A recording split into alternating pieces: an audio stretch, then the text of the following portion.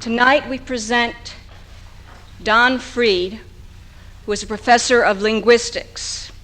He is also a playwright and has done many plays as well as books. Some of you may have heard of the play Inquest, which was a play about the Rosenbergs. He's also done a book called Agony in New Haven, which was the story of Bobby Seale and Erica Huggins' trial.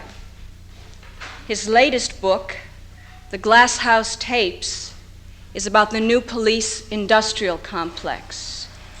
And finally, there is the movie Executive Action, and Don was the co-author of that script.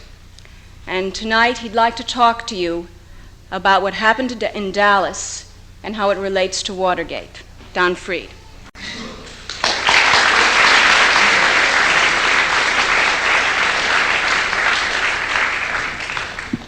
Thank you very much, and to all those who organized this evening so well.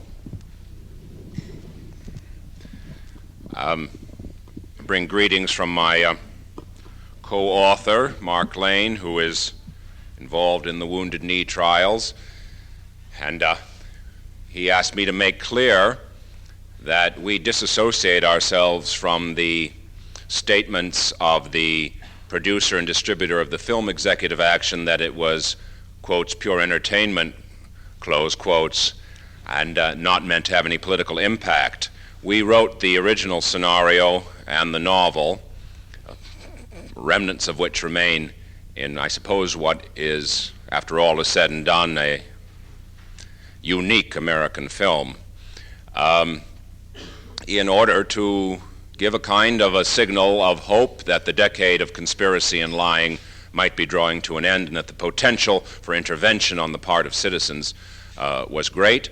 And we, in our East Coast tour recently completed, we asked the people go into the lobby of the theaters playing the film with their own simple handmade petition demanding independent investigation of the assassinations of the 1960s and opening of the archives and so on. And so we feel that the film is terribly important, though there is much more that could be in it. Tonight we're going to show you a 1-minute film clip that was refused by the flagship stations of NBC, CBS, and ABC in New York, on the rationalization that it was too violent. Well, there's no violence in it, and there's no violence in the film, in fact, except for the assassination, which is underplayed purposely. But it gives us an insight into the extreme sensitivity of the media on this subject, as indeed their sensitivity is extreme on what is called the Watergate affair, Operation Gemstone, when it reaches the issue of violence, organized state violence. And after showing that, I want to show a rare copy of the Zapruder film, a bootleg edition, with a narration by Dan Rather. And I'll have something to say about that because it's extremely revealing on several levels. And then I have a piece of tape from an almost unheard of interview with Lee Harvey Oswald in the summer of 1963, wherein he makes a startling slip of the tongue. Now that's the forensic material for the evening. But before getting into that and then talking about the dialectic between Dallas and the Watergate, and leaving a lot of time for questions and discussion, I would like to face head-on the issue as it's now drawn about the right to know and the motives. You remember that those first people who stood on point to defy the Warren Commission conclusions, the official mythology, were called scavengers and buffs and nuts and madmen and opportunists, and whereas those who wrote books supporting the Warren Commission were called historians. But they were alone. They had to defend themselves on every side. Careers were destroyed, or there were attempts to destroy careers of people like Mark Lane, and it was reminiscent of the picture George Orwell painted when he said there was truth and there was untruth, but if you clung to the truth even against the whole world, you were not mad. That was the condition just a decade ago. Later, the researchers came along, the historians, now the novelists, the filmmakers, and it's now a comfortable position to occupy. The vast majority of the American people, up somewhere over the 90 percentile now, reject the one lone nut theory of the Warren Commission. It is still stubbornly maintained, however, by the leading influence makers in the media and educational complex. And that is why it is such a dangerous symbol of the entire lack of credibility, not just on the politics of the 1960s, from Dallas through the Vietnam War to Watergate, but on the whole entire question of secrecy, on the entire question of whether one can trust one's senses, and whether or not official mythology can be defied, and whether or not there is a crisis in the whole process of communication, sense perception, and learning theory that flows from the stubborn maintenance by the state of an official myth. Now, the material you're going to see in here has been suppressed, and none of it exists for the public. What we're going to show is a bootleg edition, just a 20-second piece of film of the actual assassination. And I think we do well to talk about what the implications are for educated people vis-a-vis these traumatic events of the 1960s. Our political right to know, I understand to be a political abstraction of what the Greeks called ananke, the biological need to know. The right to know is a constitutional right, which may or may not be exercised to our own peril. But the need to know, according to the Greeks, and I think it's true, is not something over which you have any control, any more than you do hunger or sleep or sexuality. And you defy your need to know, the public defies its need to know, at the cost of physical, psychological, and philosophical survival. This need to know is displayed in a kind of endopsychic compulsion on the part of the public, who has made this film executive action #1 in the nation as of last week. And the film is not Citizen Kane or Z. And the reviews are controversial and negative, but the crowds are enormous. And it can only be explained one way: a biological need to know, an obsession, a therapy, in a nation which is bound hand and foot with lies, in a nation whose name has become the name of a nervous disease. The need to know, and it's the vicissitudes of that need, our political right to know, and I think that's basically the theme. Now, what is the answer? The New York Times, on the 10th anniversary, ran an editorial on the op-ed page with a familiar kind of reductive crackpot psychologizing of this entire need. The people who doubt the Warren Commission, we are told, like those who hysterically demand the resignation of President Nixon, are in the last stages of Oedipus complex. The president stands for the father, and there is therefore a vulgar compulsion to cut him down. And that's what's really behind this doubt of the Warren Commission. If the president was killed, if one lone nut had done it, why then any of us were capable, and we therefore identify with the assassin, and so we erect an elaborate conspiracy to play off against the trauma of the assassination of the president. Well, we're familiar with this reasoning. Bruno Bettelheim, the psychoanalyst, told us during the Vietnam War, remember, that the protests had nothing to do with moral or political or human revulsion with that slaughter, but instead it was a rebellion without a cause.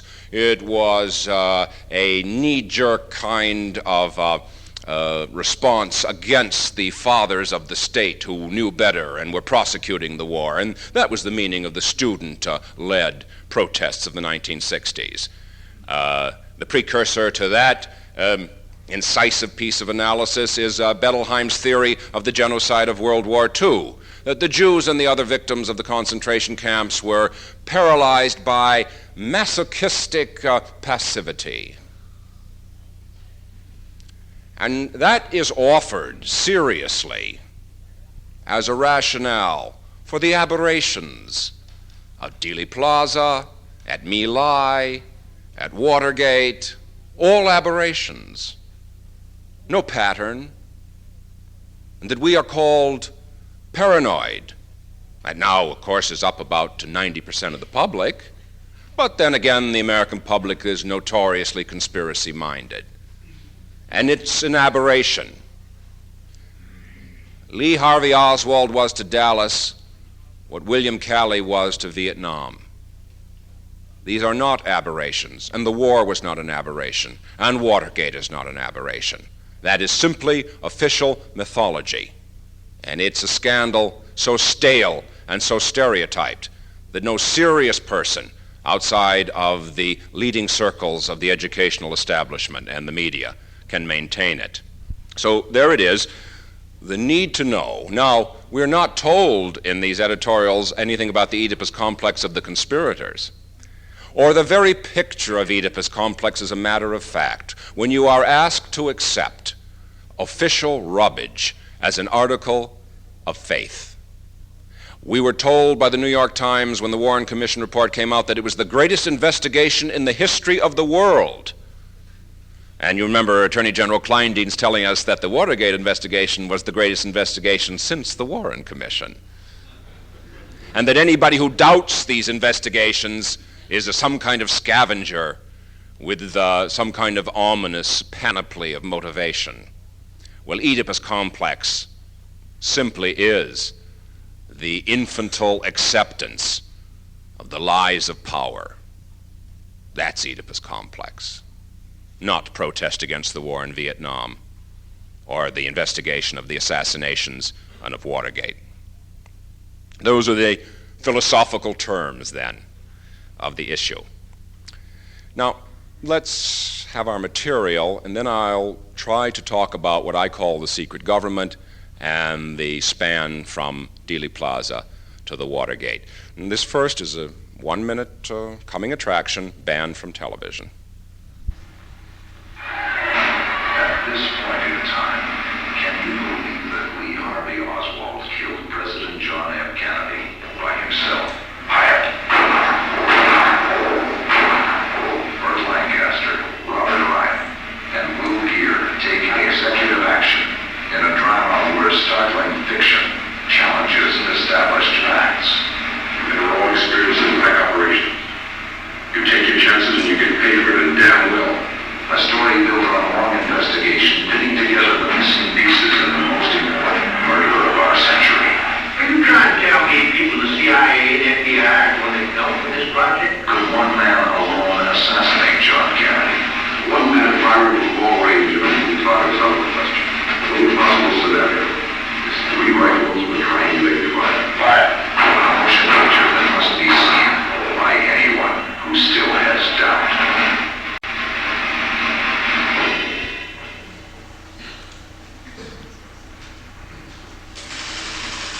The explanation for keeping that off of television that is too violent.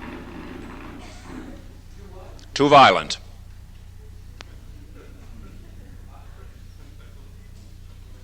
From the same people who brought you Vietnam nightly. Now, John will let me know when this next film has to be. The focus is bad, the sound is bad, but let me tell you what it is. Dan Rather, a young Dallas reporter, came to national prominence in reporting on the assassination, and he saw the Zapruder film, a film taken by an amateur photographer, Abraham Zapruder, from in front of the president's limousine, and from exactly the same direction, obviously, that the fatal bullet comes from, a grassy knoll with a picket fence. And Dan Rather watches it, and then he reports to his radio audience what he's seen. There are 2 significant errors. One, he says you see Governor Connolly turning and you see Governor Connolly hit by a bullet. Well, of course, you remember that the Warren Commission, which had to account for 3 bullets and no more, one that hit the curb, which they finally took cognizance of after a man insisted for 8 months that it bounced off the curb and injured his cheek, one that hit President Kennedy fatally, and one that supposedly went through President Kennedy's back, up and out his neck, into Governor Connolly's back, out his chest, into his wrist, out his wrist, into his thigh, and was found in pristine condition on the gurney at Parkland Hospital. But you see, the greatest experts in the world can only reload that virtually inoperable Italian rifle at a rate of 2.5 seconds per shot. So therefore, only 3 shots could have been fired. Otherwise, there would have had to have been more than one shooter. And, says the Warren Commission, if you reject the magic bullet theory of the bullet 399 that went through everybody without losing any lead, then you must reject the conclusions of one lone nut propounded by the Warren Commission. That magic bullet theory, by the way, is the brainchild of Arlen Specter of Philadelphia, who has just joined Mr. Buzzhart in the nick of time to represent the president, and I assume evolve a theory of the tapes that may include people from outer space.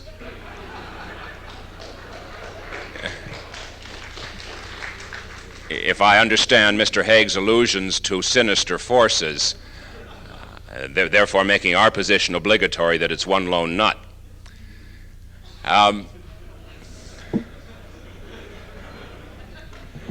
Now, you will hear Dan Rather describe what you obviously see, that Governor Connolly is hit by a separate bullet, which he has always maintained, and then in the next breath maintain that he accepts the conclusion of the Warren Commission, which is impossible, according to the Warren Commission, to accept.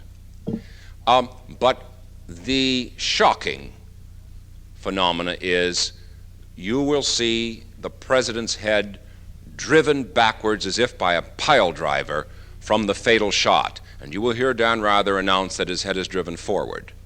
And that has been the position all along. And it creates something amounting to schizophrenia in the viewer, to see one thing and hear another, not because Dan Rather's ethos is overwhelming, but because that is the official position. And that official position came out of the control room in the White House within an hour of the assassination. Lee Harvey Oswald's entire background was on the wire services around the world within the hour. And the one lone assassin 3-bullet theory was solidifying within the first 12 hours. It had not solidified to the extent that Rather still had to report that Connolly was hit separately. That later was changed, of course. I don't think Rather is a conspirator. I think, though, you see the fantastic power of the state to intimidate us, to make us censor ourselves. As one witness finally told the Warren Commission when asked how many bullets he heard, he replied, "I heard one more than was fired."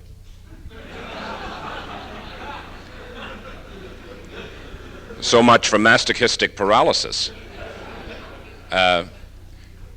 But we are all, in a way, a part of the silence to varying degrees, and therefore we do right to be shocked by this. You will now see the Zapruder film.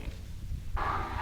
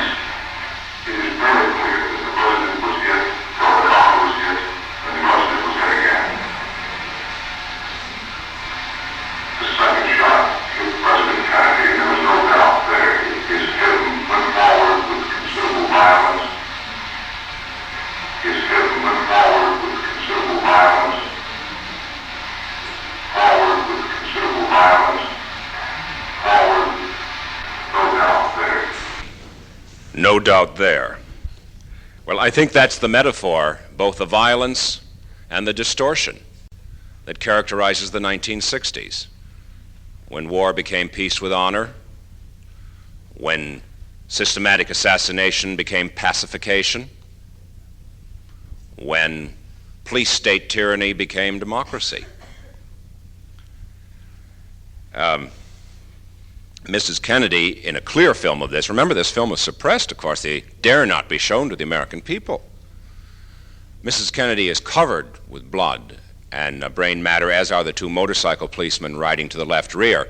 The reason she crawls up on the trunk, which you can see in a clear film, is to retrieve the president's brain and skull, which is on the trunk of the car. Of course, the car was immediately taken back to Detroit.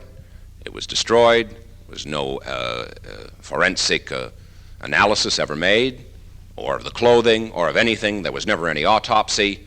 And Dr. Cyril Wecht, the coroner of Allegheny County, Pittsburgh, head of the forensic medicine at Duquesne University, who gained permission to go into the archives last year, discovered that the president's brain was missing.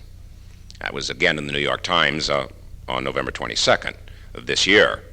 The brain from which he could have determined finally from which direction the bullets came. But he saw enough to declare that there's a conspiracy, though photographs and x-rays are also missing.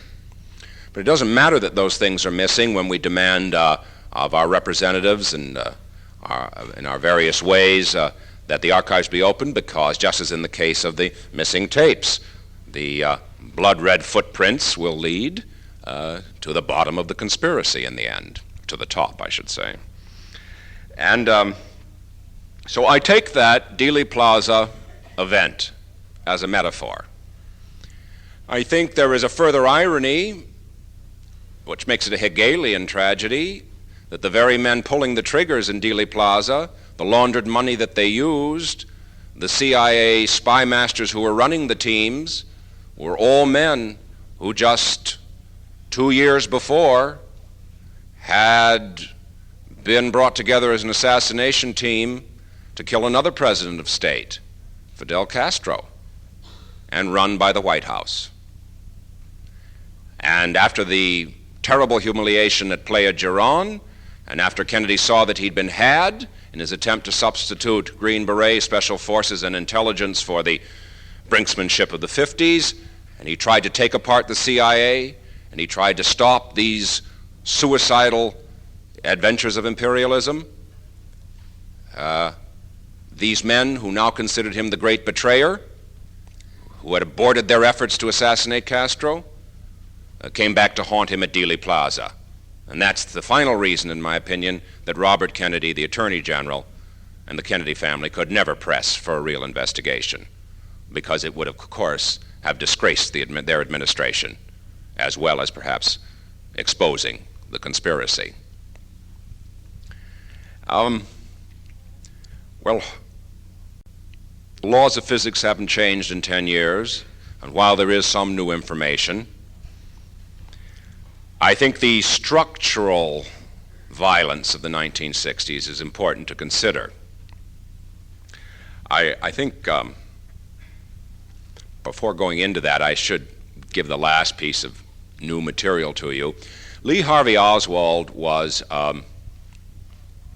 interviewed on radio and television in the summer of 1963 as part of an attempt to create a communist or left-wing cover for him against the day of the assassination. He was interviewed by a man named Edward Butler, the head of a group called Information Council of the Americas, INCA, which is a private intelligence complex. He later went to work for the Schick intelligence apparatus in Southern California, student newspapers, groups like Young Americans for Freedom and so forth. And he later became an aide to Charles Colson in the planning of the hard hat attack, the violent attack on the peace demonstrators in New York City that you may remember. So there is one of the personnel links between Dallas and the Watergate. So Butler has some guests on, and one of the guests is questioning Lee Harvey Oswald, who, by the way, was an extremely articulate, shrewd, even glib talker, the worst kind of witness for a conspiracy. And he is speaking easily, effortlessly, sounds like an associate professor of something or other, And suddenly he's asked this question of how he supported himself in the Soviet Union, and he begins to stutter. And then you will hear the slip. You and the other members of your organization, so you are the face of the Fair Play for Cuba Committee in New Orleans. Therefore, anybody who might be interested in this organization ought to know more about you. For this reason, I'm curious to know just how you supported yourself during the 3 years that you lived in the Soviet Union. Did you have government subsidy? I will answer that question directly then, since you will not rest until you get your answer. I worked in Russia. I was under the protection of I was not under the protection of the American government, but that is, I was at all times considered an American citizen. When that was transcribed into the Warren Commission report, it read, "I was not under the protection of the American government." The Warren Commission tells us in the preface that the testimony of witnesses has been edited for clarity. So much for the opinion of our government for us. Now, I want to speak about the secret government forces behind these events of this last period, and indeed the quarter century of the Cold War would be the broader frame of history, but just this decade. By secret government, I don't mean a power elite exactly. I certainly don't mean some Illuminati or Wise Men of Zion or Wall Street gang or any melodramatic group of men sitting in a room somewhere, though that takes place. I mean a secret government that's a process, a dynamic and changing phenomena that is endemic to our kind of democracy, with its official elected government, its rhetorical rights, Declaration of Independence, Bill of Rights, Constitution, the superstructure of rights and democratic prerogatives. And depending on the industrial state of the nation, the infrastructure of corporate power and interests, which changes. The Civil War, the agrarian forces versus the northern industrial forces fought a battle to the finish, while the superstructure question of manumission and of slavery occupied the rhetorical arena. So that the Cuban patriots, when not off on CIA adventures, are involved in organized vice. They come out of the organized vice of Havana. And organized crime has an ideology, and it is anti-communist, and it works with intelligence, and each has their aims and their ends. In the same way that in Indochina, the opium from the Golden Triangle is run by the Kuomintang and the various tyrant client states that we call the free nations of that area of the world. CIA cargo planes carry the opium, which is changed into heroin, which is shot into veins in New York and San Francisco, the huge profits of which are laundered through the organized crime conduits and reinvested again into electronics firms, aerospace industry, and military-industrial complex. So is it organized crime, or is it anti-communist intelligence, or is it war industry? Jack Ruby is organized crime, but he's also running guns out of the Dallas area to the CIA training camps and to the anti-Castro counterinsurgency brigades.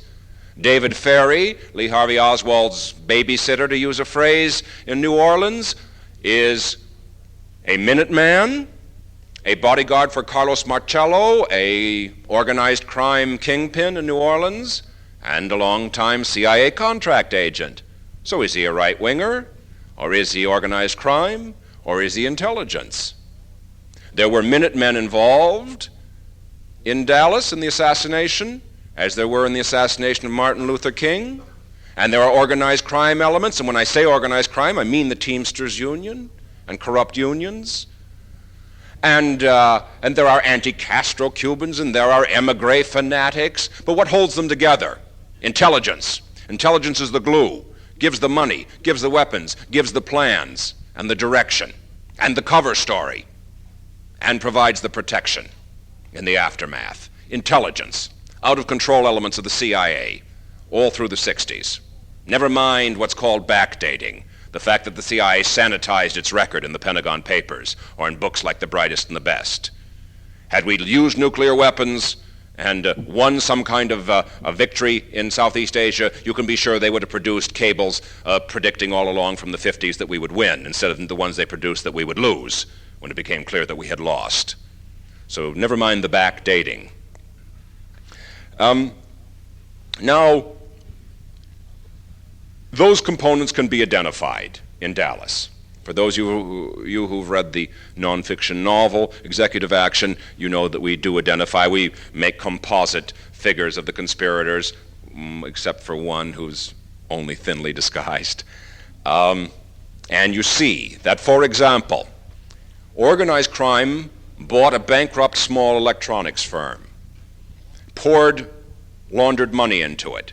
It cannibalized other electronics firms, became a giant aerospace consortium, General Dynamics, dependent 100% on war contracts. Its biggest contract, called the TFX airplane, being produced by its Dallas and Southwestern subsidiaries.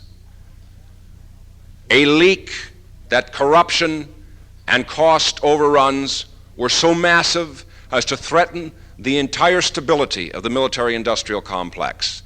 The TFX investigation begins. The assassination. 1 week later, the TFX investigation is dropped. Well, what is General Dynamics? Is it aerospace? Is it organized crime? Is it intelligence? They all merge. As in Watergate, Hunt, Liddy, all the others worked under the cover of narcotics control. Nothing but an intelligence front for political repression.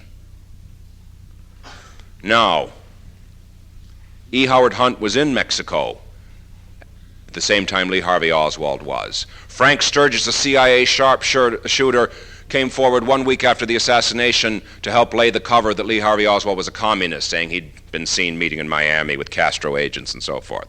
Oswald hadn't been to Miami, and Sturgis disappeared, and the story came to nothing because the public didn't demand it. The one lone nut theory was accepted. But just behind that theory was another revetment. If you didn't accept one lone assassin, then it was a communist conspiracy. Fair play for Cuba. Oswald was a defector to the Soviet Union, which you've just heard him make a slip of the tongue about. If you don't accept the communist conspiracy, then it's a Minuteman conspiracy, because David Ferry, Guy Bannister, and all of those who worked out of the private detective agency in New Orleans, which was a CIA safe house and served as a Minuteman hangout and a CIA conduit for materiel and guns to the Lake Pontchartrain training camps for the counter-revolutionary guerrillas and to the Caribbean, New Orleans being the base of operations for intelligence for the Caribbean, as Dallas is for the Eastern European intelligence community. Well, then Lee Harvey Oswald's Fair Play for Cuba Committee office was in this Minuteman CIA safe house. Any good investigative reporter would have found that out in 2 hours. There was no Fair Play for Cuba Committee. He hired 2 men from unemployment for $2 an hour to pass out leaflets. He only consorted with Minuteman and CIA contract agents and oil, petrochemical, and CIA contracts in the Dallas area. He didn't know any leftists. He was never seen with any. So there was the Minuteman revetment, or the organized crime revetment. And finally, had there been a national uproar as in Watergate, in the end the information would have been given up that Lee Harvey Oswald was, shame to say, an informant for the FBI, S-172, and the FBI would have been shaken to its foundations, and Hoover would have been disgraced, and the nation would have trembled, but we would have survived and pulled together. But never would what the White House likes to call the bottom line have been exposed. Now, you've heard Charles Colson, the president's aide, described as liaison to groups. That was his job description. You heard Mr. Halderman say that on television. Liaison to what groups? Teamsters, organized crime, Carl McIntyre, American Security Council, the Liberty Lobby, neo-Nazi, neo-fascist elements, to the ethnic communities in the eastern cities with their chains of newspapers, many of them run by former war criminals, to ITT, to the milk lobby, to special interests in general. And it's Colson who arranged for San Diego. And what was planned for San Diego was black and Chicano agents provocateurs posing as leftists, causing violence in the street, using explosives, and former Minutemen in a group called the Secret Army Organization, an underground paramilitary unit in San Diego, run by a terrorist named Howard Berry Godfrey, an agent provocateur for the FBI. That was to be the right. They were to kidnap the radicals, follow the Liddy plan, control air-to-ground communications, send a radar-controlled plane full of explosives at Air Force One in a simulated or bogus assassination attempt. The right and the left shooting at each other. The center collapses, as in Greece, a classic intelligence scenario. When the political operatives of Watergate, Operation Gemstone, began to get the intelligence flow coming from their own provocateurs, they said we must move to Miami. And the paramilitary wing of Operation Gemstone, as opposed to the Southern California old boy gang of Ehrlichman, Haldeman, the Magruder types, the Dean types. But the hardliners, Colson, Hunt, Liddy, the Cubans and others, they could not, of course, say that's what we want is violence, so they were to move to Miami. And who were to be the leftists in Miami? Well, William Lemmer has testified. Provocateurs, posing as Vietnam veterans against the war, moving on delegates to the convention with automatic weapons, that's the left, and the right, of course, anti-Castro Cuban exiles. So, again, the model is extrapolated from San Diego to Miami. But when the men are arrested at Watergate, it's all aborted. It comes to nothing. But that's the bottom line.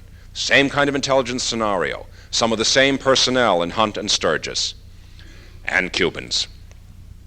And the same kind of paramilitary intelligence control, as opposed to the Red Squad police types, Ulasewicz, Caulfield, who are snooping on people, blackmailing people, but who shrink from burning down the Brookings Institution or kidnapping radicals. For that you need the paramilitary hardliners. Hunt, Liddy, the others, and they're moved in. And the hardliners, the paramilitary, as always, takes over the political, whether it be Vietnam or whether it be Washington. Nixon, in his moral idiocy, created a climate where anything went.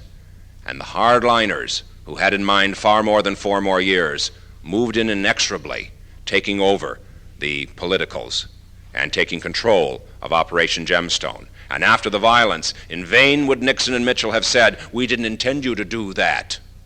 As Nixon said, he didn't intend Eagle Crow to break in to Ellsberg's psychiatrist's office, but he told him to leave no stone unturned in finding out about Ellsberg. They would have said, we didn't intend you to do that, and Hunt and the others who would have been invisible if they hadn't been arrested, no one would ever know them or heard of them. They're clandestine deep cover operatives. They would have said, too bad, you gave us the money. You signed on. And they would have only had to pick up a telephone to bring down the administration. They would have had them like that. Absolute control. And that is why, after George Wallace was shot out of the election and Nixon was running 20 to 30 points ahead in the polls, that is why the conspiracy did not miss a beat. It was not stupidity. They didn't need it anymore for Nixon's re-election, 4 more years of electoral power with checks and balances. But they did need something for what amounts to a coup de main, a seizure of power from within, the penetrating of the bureaucracy down to the 3rd and 4th levels, FAA, NTSB, FBI, CIA, Secret Service, IRS, agriculture, health, OEO. OEO was being turned into nothing but an intelligence operation for the barrios and ghettos. Phillips, from Young Americans for Freedom, an intelligence front set up in the early 60s by E. Howard Hunt, William F. Buckley, Charles Colson and others, to be pitted against SDS, Tom Charles Houston to be the opposite number of Tom Hayden, Vietnam, remember Viva, Victory in Vietnam, which became cosmeticized as Voices in Vital America. Remember the Veterans for the Peace with Honor. All of the intelligence fronts, the biggest of which became the Committee to Re-elect the President. Nothing but an intelligence front to coalesce and bring together the weapon of organized crime, war industry, and the elements of propaganda that were needed. Now, in each case, the cover-up turns on it being an aberration. At Watergate, 4 clowns, a circus tramps, a prank, a third-rate burglary. You remember that. You remember that official executive investigation, which is just like the Warren Commission. Lee Harvey Oswald, the lone nut, Arthur Bremer with his the unemployed janitor's assistant who spent $7,500 in 1972 alone. The phone call from Colson to Hunt to break into Bremer's apartment in Milwaukee to see if he could find any left-wing literature. Hunt said he didn't have time to get there, but nonetheless a copy of the Black Panther Party newspaper and Angela Davis literature was discovered in Bremer's apartment. These are not aberrations any more than My Lai. We know now that leaflets were dropped countless times. Places like My Lai, Song Mi, that entire area, in order to terrorize the countryside, that the orders came down from above, that it was systematic, that it was persistent, that it extended over time, that it was part of Operation Phoenix, the author of which is now the director of the Central Intelligence Agency. So much for automatic reform coming out of Watergate. And that the Lieutenant Calleys, like the Lee Harvey Oswalds, simply followed orders. And the General Peers, the Peers Commission, was not an army cover-up, as Seymour Hersh argued in the New York Times, but an intelligence cover-up. Peers is CIA, not Army, though he's a general. I think that to grapple with this systematic and organized violence, it is necessary to see the pattern, to understand the inevitability of secret government in what we can call a bourgeois democracy, an infrastructure that constantly and always and must, by the imperatives and dynamics of industrial development, undermine the superstructure of rhetorical rights and privileges. And that a cover-up in 1963 has the aim of maintaining the status quo ante, of keeping the country from coming apart, just as the investigation in 1973 has exactly the same aim of restoring the status quo ante. If cover-up is called for, then cover-up. If investigation is called for, then investigation. But the aim is to restoration of the status quo, and not our right to know and not our need to know. And that is why the Watergate investigation stops and will always stop, short of violence, short of the coup plans. And I think that those of us who simply enjoy watching the spectacle on television are deluding ourselves, and that we are nothing more than foolish spectators at a circus for Caligula. Because, as you remember, at the end of the McCarthy period, when we had investigations, ventilations, scandals, exposures, reforms, the word McCarthyism became a byword for left, right, and center. It would never happen again. It could never happen again. And within one generation we had Watergate. And what is to say that within one generation we will not have something as much beyond Watergate as Watergate was beyond McCarthyism? There is nothing automatic. Power simply changes hands. It changed in April. The government fell. In April, it has fallen. The Kennedy Circle, sometimes called the Yankees, the Doves, those interested in protecting the dollar, they have taken power away from those sometimes called the cowboys, the hardliners, the cold warriors, the new money, as opposed to the old money. Power has passed while we like the figures in Julius Caesar, we petty mortals peep about beneath the huge legs of the colossus of the state. We have this moment of maneuverability as the secret government is being exposed, and unless we seize the time and move into that vacuum, none of that power is going to accrue to us. And we are no better off than before, except for a change of style. And so objectively, the time is now as never before. The American public is sound. They rejected the Warren Commission from the beginning. The media frightened them, paralyzed them. They got conflicting messages daily from all the big media. It drove them mad. And that's why they appeared apathetic and cynical about the Pentagon Papers, while the intellectuals and liberals were shocked. Well, what had the man and woman in the street to be shocked about? He'd seen it all acted out in the way he could understand it at Dealey Plaza and the Ambassador Ballroom and the Memphis, Tennessee motel. He saw it in the flesh and blood that bled through the official abstractions and mythology. But he didn't have an anti-mythology offered him. The movement, the left, for the most part, except for the Black Panther Party and certain elements of black liberation who had taken up the issue of Malcolm X's assassination and therefore provided a perspective for the assassinations. And so when Martin Luther King was assassinated, the pattern was already part of the vocabulary of the agitation of the Black Panther Party and the black liberation movement. Except for that element, the left was totally paralyzed. Why? Because Oswald's communist cover had worked. There was the fear of a Red Scare, a Red Purge, as never before. What if there was a conspiracy, as Lyndon Johnson said at the end, finally, in the uttermost of cynicism, in an interview with Walter Cronkite where the words were censored but published after his death. He said it was a conspiracy, Oswald never acted alone, but of course he implied. He said, I found a Murder Incorporated being run in the Caribbean by the White House when I came in, he said.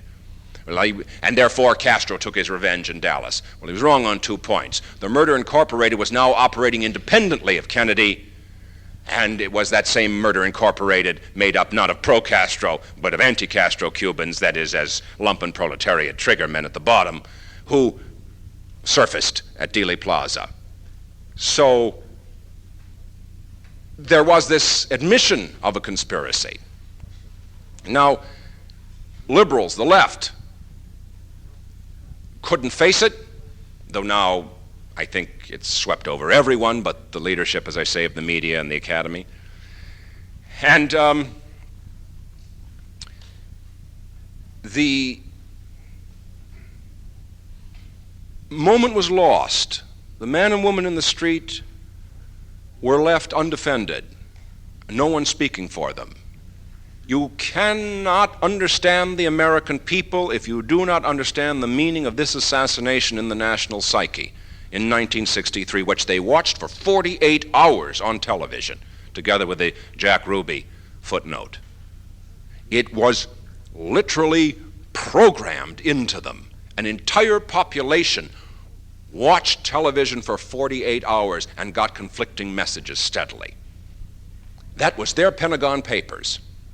That was their White House horrors that liberals eventually came to appreciate. So it isn't cynicism and apathy. It's fear.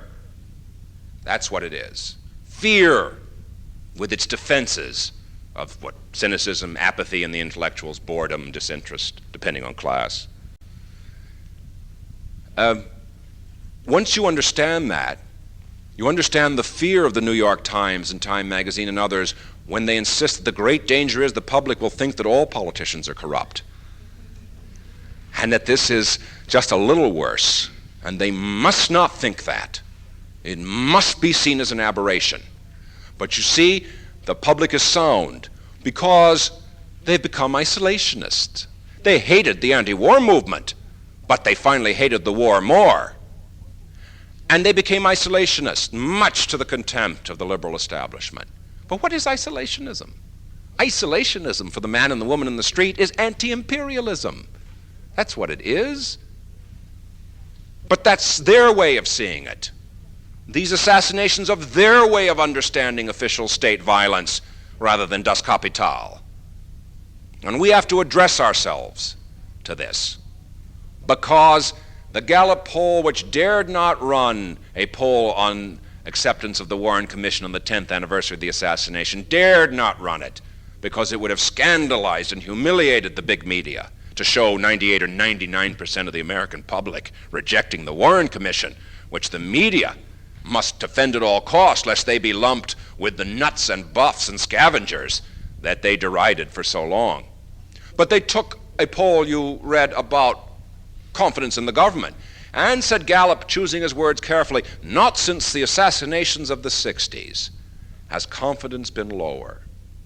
Not since the assassinations of the 60s. A very shrewd conscious or pre-conscious choice of words. And we have to grapple with this. These atavistic, violent images that are part of the American nightmare and from which we cannot wake up despite the fact that we may be educated, until we can confront it and demand a quick accounting, not on who pulled the trigger and who's going to jail, but an accounting of why we have been shown forged and doctored infantile evidence for the assassinations, for the war, for Watergate, and now for the energy robbery, that these are somehow aberrations that come from elsewhere, for which we are supposed to feel guilty about, whether it be the assassinations or the war or the energy crisis. So renunciations that we are supposed to make in order to anneal these terrific psychic blows. We are not so free of this guilt and this masochistic passivity, to use Bettelheim's phrase in a sane way. And I think that the understanding of the linkage between war industry, organized crime, corrupt unions, and the intelligence fronts and propaganda fronts is something that we can understand, if we will, and something the American people can understand too. And I think we have to deputize ourselves as people who can read and write, who are educated.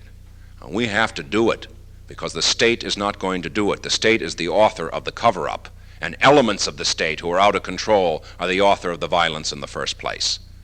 And it is up to us, in the words of Jean-Paul Marat, to pull ourselves up by our hair, turn ourselves inside out, and, paraphrasing, learn to see ourselves, the world, and the state with new eyes.